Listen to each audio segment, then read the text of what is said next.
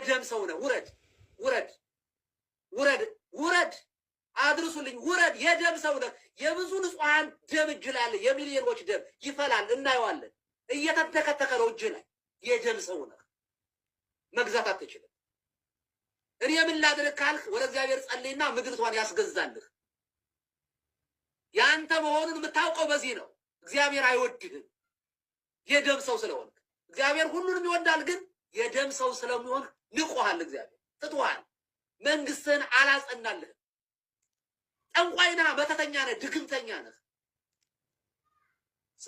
የድሆችን ቤት እያፈረስክ በቤተ መንግስት ላይ ቤተ መንግስት የምትሰራ የትልልቅ ሀገራቶችን የሚያስንቅ የምኒልክ ቤተ መንግስት እያለ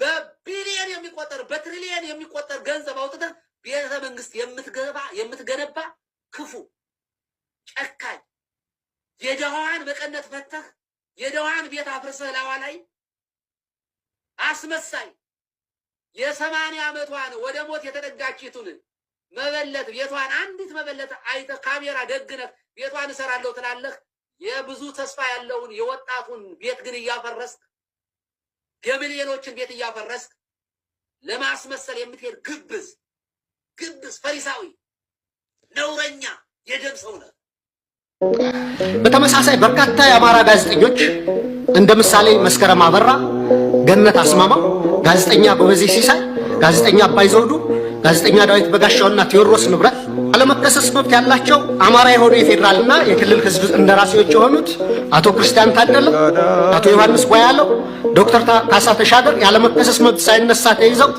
ለ20 ወራት ታስረው ይገኛሉ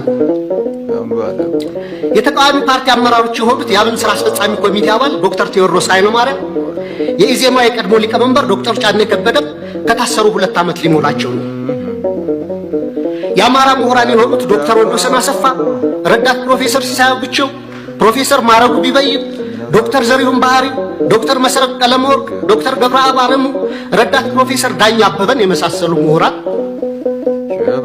እና ጠበቃ ለሊ ምረቱና ጠበቃ ኤርሚያስ መኩሪያ አይነት የህግ ባለሙያዎች እንዲሁም የመንግስት ሰራተኞችና ወጣቶች በአጠቃላይ 182 የሚደርሱ አማራዎች በ25 የሽብርና ህገ መንግስታዊ ወንጀሎች መዝገብ ተከሰው ያለ ፍትህ ለ20 ወራት በፍርድ ቤት ይመላለሳሉ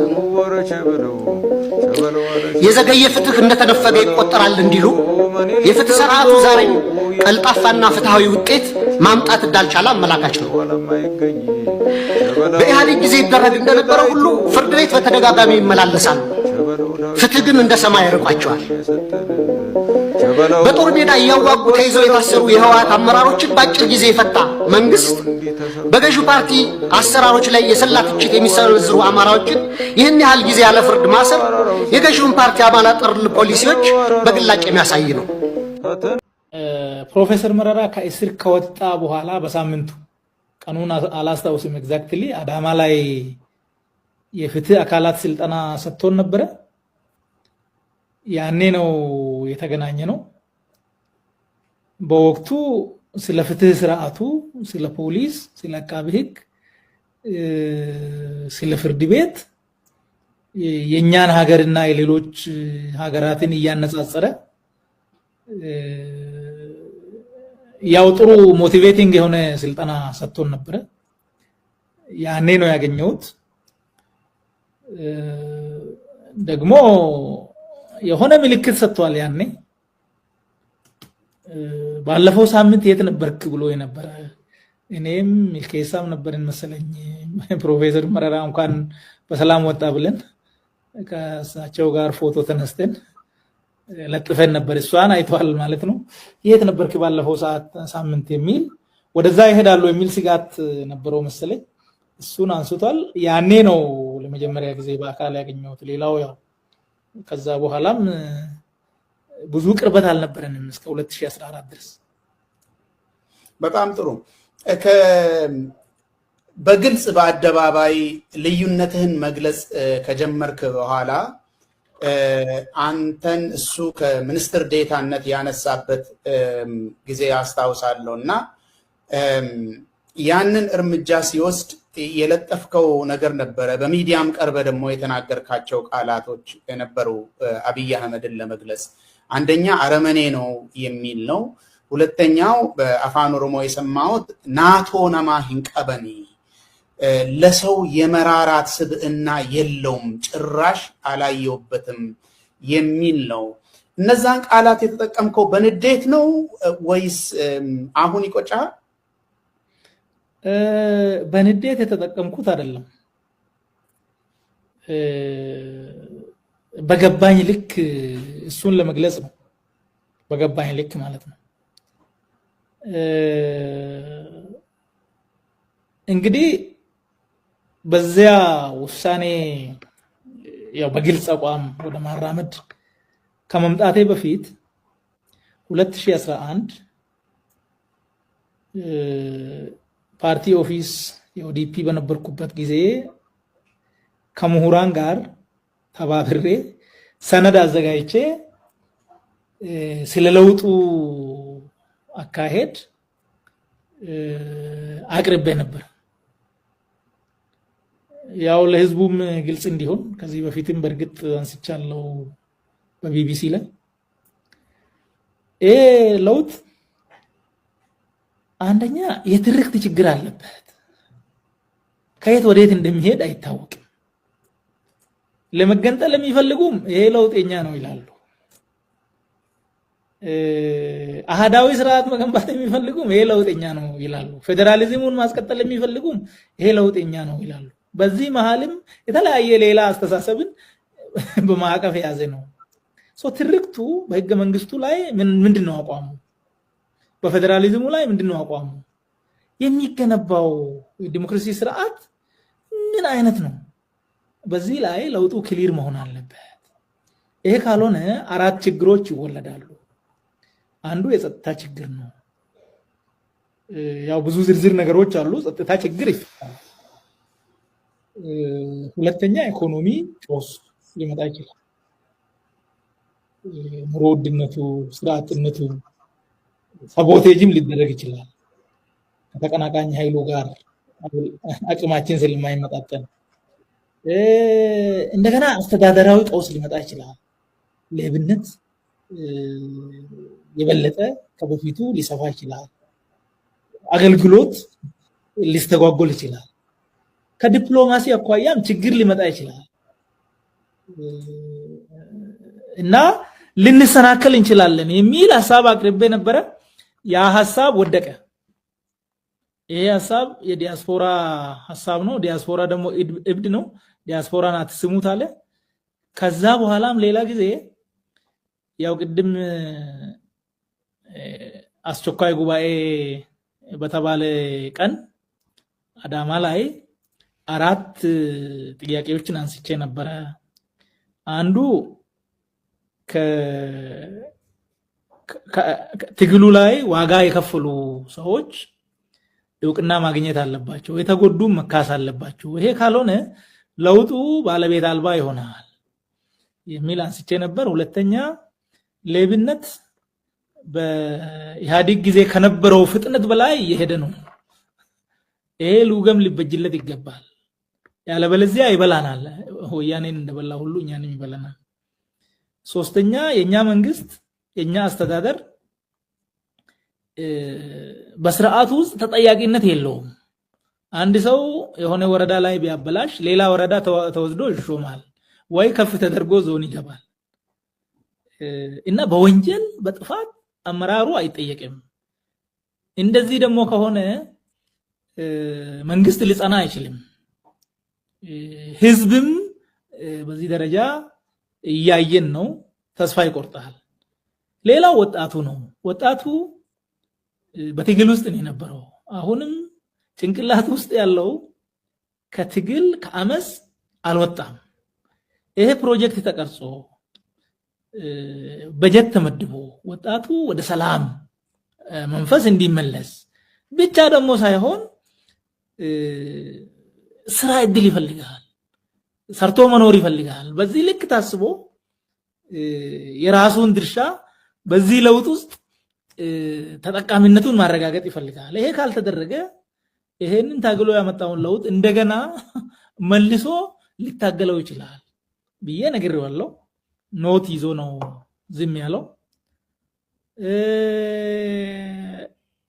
ከዚያ በኋላ ያው የአባገዳ ከረዮች ኦፍኮርስ እዛ ከመድረሳችን በፊት የወያኔ ጦርነት መጣ። የወያኔ ጦርነት ሁለተኛ ዙር የመጀመሪያው ሄደን ከምርጫ በኋላ ሁለተኛ ዙር መጣ። ሁለተኛ ዙር ሲመጣ እኛ አዳማ ላይ ሐምሌ 2013 አዳማ ላይ ያለፈውን አመት አፈጻጸም ግምገማና የቀጣይ አመት እቅድ ላይ ውይይት እያደረግን ነበረ። ሬንጀር ለብሶ መጣ እና 3 ነገሮችን ነገረን። አንዱ ምንድነው? አሁን ወያኔ ወደ አማራ ክልል እየመጣ ነው። ይሄ በጉልበቱ እየመጣ እንዳይመስላችሁ፣ ሆን ብለን ነው የለቀቅናቸው። ይሄ ፋኖ ፋኖ ብሎ የሚያቅራራውን እንዲያሳዩት ነው አለ። ደነገጥኩ። እኛ የማናውቀው የሆነው ነገር የለም። ኢቭን የትግራይ ጦርነትንም የፈጠርነው እኛ ነን።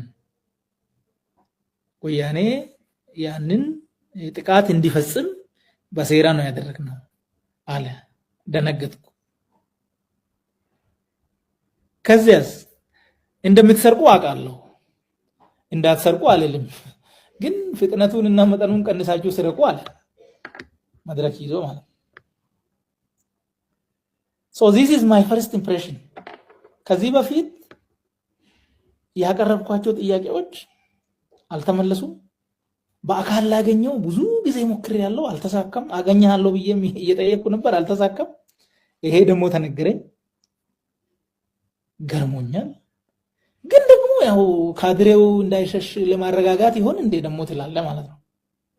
ጤነኛ ሰው እንደዚህ አይነት ወንጀል እኔ ፈጸምኩ አይልም ብለህ ስለምታስብ ኦኬ ብለህ የሆነ እንትን ትላለህ፣ አግኝተህ በአካል እስክታወራው።